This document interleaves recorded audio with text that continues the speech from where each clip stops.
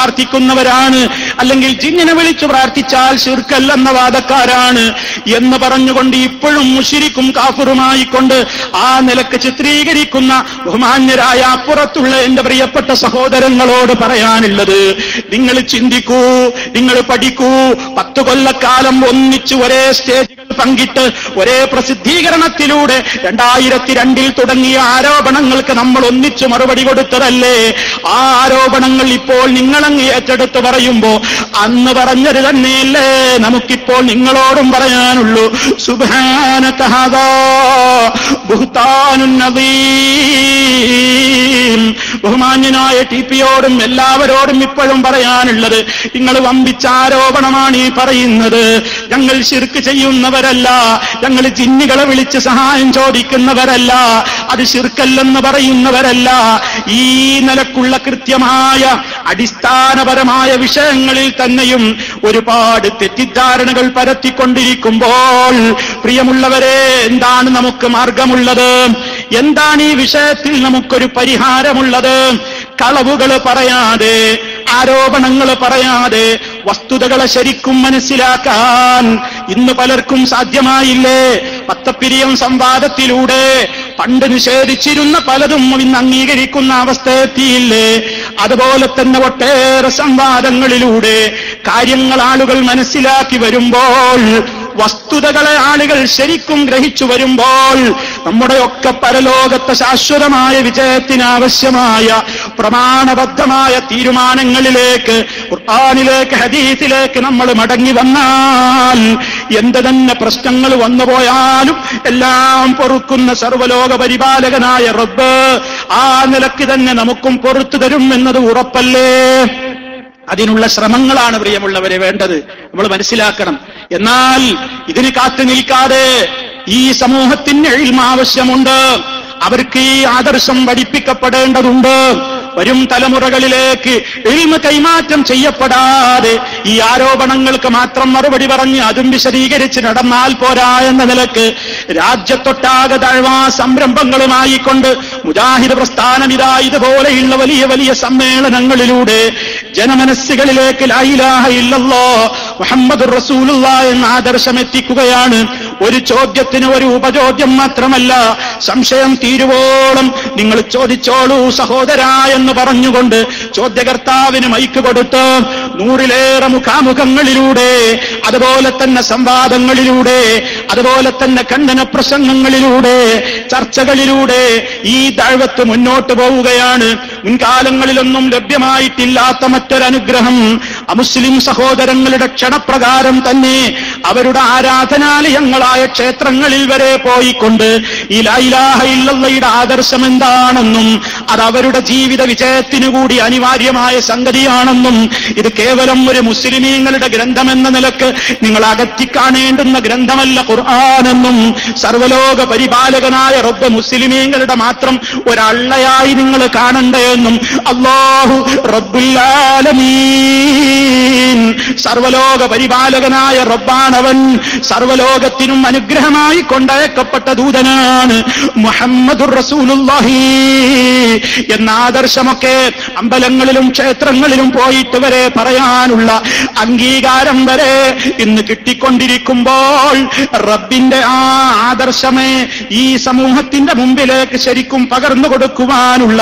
മാർഗത്തിലൂടെ ഈ പ്രസ്ഥാനമൊന്ന് മുന്നോട്ട് പോകുമ്പോൾ അതിനെ പരിഹാസം കൊണ്ടോ മറ്റേതെങ്കിലും കുത്തുവാക്കുകൾ കൊണ്ടോ ഏതെങ്കിലും പേരുകൾ വിളിച്ചുകൊണ്ടോ അതല്ലെങ്കിൽ ഇതൊക്കെ കേവലം ജാടകളാണെന്ന് പറഞ്ഞുകൊണ്ടോ ഈ രംഗത്ത് പ്രവർത്തിക്കുന്നവർക്കൊന്നും ഇഖ്ലാസില്ലെന്ന് ആക്ഷേപിച്ചുകൊണ്ടോ ഇതൊക്കെയും കേവലം ചില പ്രകടനപരതകൾ മാത്രമാണെന്ന് ആക്ഷേപിച്ചുകൊണ്ടോ ദഅ്വാരംഗത്ത് നിന്ന് ആരെങ്കിലും പിടിച്ചു വിളിക്കാൻ ശ്രമിക്കുന്നുണ്ടെങ്കിൽ പ്രിയപ്പെട്ട മുസ്ലിമേ, ഇത് നമ്മുടെ പരലോക വിജയത്തിന്റെ കാര്യമായതുകൊണ്ട് ഇഖ്ലാസോടെ ആത്മാർത്ഥതയോടെ ഈ രംഗത്ത് ഉറച്ചു മുന്നേറിക്കൊണ്ട് ഇൽമു നേടിയാൽ ലാ ഇലാഹ ഇല്ലല്ലാഹ് വരും തലമുറക്ക് കലർപ്പില്ലാതെ എത്തിച്ചു കൊടുക്കാൻ നമുക്ക് സാധ്യമാകും തീർച്ച തന്നെ.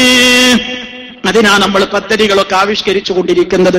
മെയ് 11 കടപ്പുറത്ത് കൂടുന്നതും ഇൻഷാ അല്ലാഹ് അതിനു വേണ്ടി തന്നെയാണ്.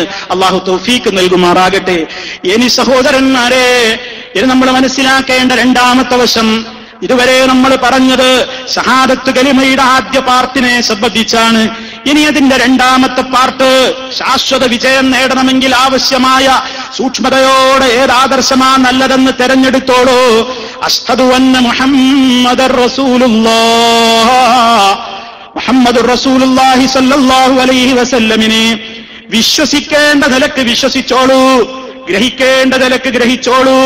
എന്നാൽ ആ കാര്യത്തിലും റസൂൽ സല്ലല്ലാഹു അലൈഹി വസല്ലമിനെ കുറിച്ച് പഠിക്കുന്നതിലും അവിടുത്തെ കുറിച്ച് വിശ്വസിക്കുന്നതിലും അവിടുത്തെ കുറിച്ച് ഗ്രഹിക്കുന്നതിലും അതാ പല പാർട്ടികളിലും പല രൂപത്തിലുള്ള ഭിന്നതകൾ നടമാടിക്കൊണ്ടിരിക്കുന്നു.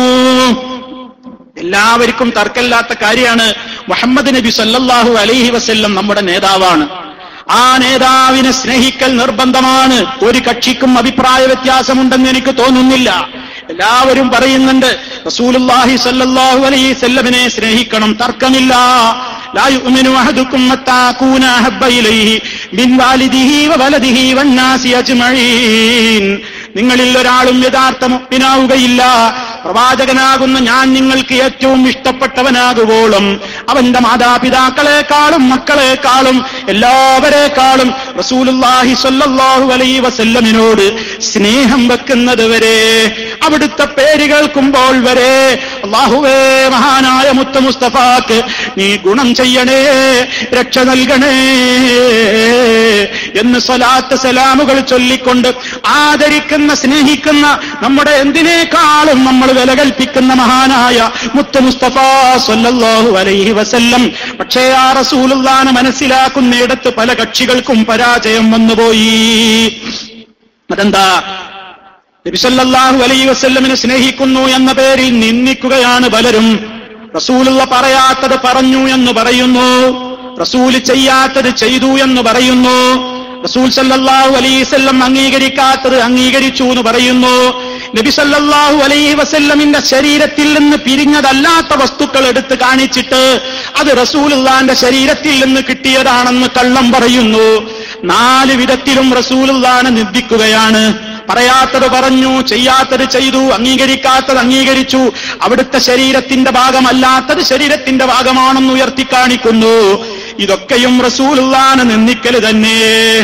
മുടി കൊണ്ടുവന്നു, പൊടി കൊണ്ടുവന്നു, പാനപാത്രം കൊണ്ടുവന്നു, അതുപോലെ തന്നെ ചെരുപ്പിന്റെ മോഡൽ കൊണ്ടുവന്നു, കോട്ട് കൊണ്ടുവന്നു, വടി കൊണ്ടുവരാൻ ശ്രമം നടക്കുന്നു, ചെമ്പും പാത്രവും ചട്ടിയും കലവുമൊക്കെ രംഗത്ത് വരാൻ പോകുന്നു. കാരണം എന്തെന്നല്ലേ? മുൻകൂട്ടിയുള്ള ഈ ഫത്വ അതിന്റെ മുന്നോടിയാണ്. എല്ലാം ഇനി രംഗത്ത് വരും, നിങ്ങൾ ആരും സംശയിക്കണ്ട. ഇപ്പൊ വന്നത് മുടിയും പൊടിയും അതുപോലെ തന്നെ ചെരുപ്പും പാനപാത്രവും ഒക്കെ ആണെങ്കിലും ഇനി എല്ലാം രംഗത്ത് വരും. കാരണം ഞങ്ങൾ അതിന് ഫത്വ ഉണ്ടാക്കി കഴിഞ്ഞു. കേട്ടോളൂ. തിരുകേശവും സനദും എന്ന നിലക്ക് AP ഭാഗം ഇറക്കിയിട്ടുള്ളൊരു പുസ്തകത്തിൽ നിന്നാണ് ഞാൻ വായിക്കുന്നത്. ധീരമായി ഇടപെടുകയാണ് ഒരു മുസ്ലിയാര്. എന്നിട്ട് അദ്ദേഹം അതാ തിരുകേശവും സനദും എന്ന ഹെഡിങ്ങിൽ വായിക്കുന്ന വാചകം കേട്ടോളൂ. ഒരു മുഅ്മിനായ വ്യക്തി ഒരു കേശമോ അല്ലെങ്കിൽ ഒരു പാത്രമോ അല്ലെങ്കിൽ അതുപോലുള്ള മറ്റു വല്ല വസ്തുക്കളോ കാണിച്ച് ഇത് തിരുനബിയുടേതാണെന്ന് പറഞ്ഞാൽ അത് അംഗീകരിക്കാൻ യാതൊരുവിധ സനദും ആവശ്യമില്ല. കേട്ട നിങ്ങൾ സനദ് ചോദിച്ച് നടക്കണ്ട. ഇനി ആരും സനദ് ചോദിച്ച് നടക്കുക. സനദ് ചോദിച്ച് പത്രക്കാര് വരെ ചോദിച്ച് ഞങ്ങൾ കുടുങ്ങിയിരിക്കുകയാണ്. അതുകൊണ്ട് ഇനി ആരും സനദ് ചോദിച്ചിങ്ങോട്ട് വരണ്ട. എന്താ കാരണം? ഞങ്ങളിതാ പുറത്തേക്ക് വിടുന്നു.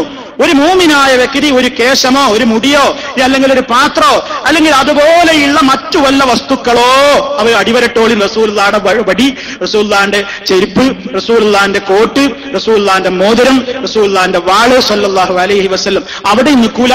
മൂസാ നബി സമുദ്രത്തിലടിച്ചപ്പോൾ സമുദ്രം പിടർന്ന വടിയുടെ പൊട്ട് എനിക്ക് മർക്കസിൽ എത്തിയിരിക്കുന്നു.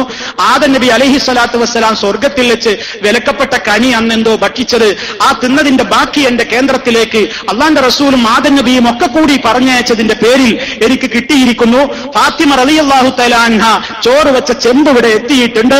ആയിഷ റളിയല്ലാഹു തആല അൻഹ വീടടിച്ചു വാരിയിരുന്ന ചൂലിവിടെ എത്തിയിട്ടുണ്ട്. ഇങ്ങനെ നിരവധി അനവധി വസ്തുക്കൾ വരാൻ പോവുകയാണ്. അതിനൊക്കെയുള്ള മുന്നോടിയായിട്ട് ഞങ്ങൾ ഇറക്കുന്ന ഫത്വ കേട്ടോളൂ.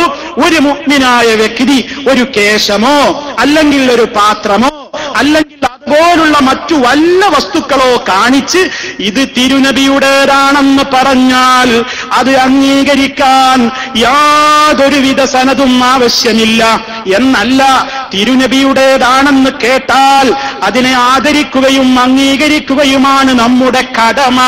അപ്പൊ നിർബന്ധ നീ ആരെന്ത് കൊണ്ടുവന്നാലും നമ്മുടെ കടമയിൽപ്പെട്ടതാണെന്ത്. നിസ്കരിക്കൽ കടമയല്ലേ, നോമ്പ് നോൽക്കൽ കടമയല്ലേ, മാതാപിതാക്കളെ ബഹുമാനിക്കൽ കടമയല്ലേ, അതുപോലത്തെ കടമയാണ്. ഇനി ആര് വന്നിട്ട് ഇതാ മുടി, ഇത് റസൂലുള്ളാഹിയുടെ മുടിയാ, ഇതവിടുത്തെ വടിയാ, ഇതവിടുത്തെ പൊടിയാ, ഇതവിടുത്തെ ചെരുപ്പാ, ഇതവിടുത്തെ കോട്ടാണ്, ഇതവിടുത്തെ കുപ്പായാണ്, ഇതവിടുത്തെ ചെമ്പാണ് എന്ന് പറഞ്ഞ് ആര് വന്നാലും അംഗീകരിക്കൽ നമ്മുടെ കടമയാണ്, ബാധ്യതയാണ് എന്ന് എഴുതിവിട്ട് മഹാനായ റസൂലുള്ളാഹി സ്വല്ലല്ലാഹു അലൈഹി വസല്ലമിനെ പച്ചക്ക് നിന്ദിക്കുന്ന നബി നിന്ദയാണ് പ്രിയമുള്ളവരെ ഈ ഭാഗം ചെയ്തുകൊണ്ടിരിക്കുന്നത്.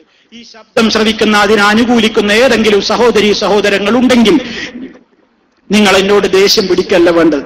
നിങ്ങൾ ഇതിന്റെ വസ്തുത മനസ്സിലാക്കണം. നമുക്കൊക്കെ മരിച്ചു പോണ്ടേ, ഖബറിലെത്തണ്ടേ.